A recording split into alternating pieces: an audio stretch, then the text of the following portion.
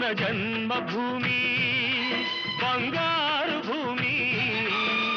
పాడి పంటలతో పసిడి రాసులతో కళకళలాడే జనని మన జన్మభూమి మన జన్మభూమి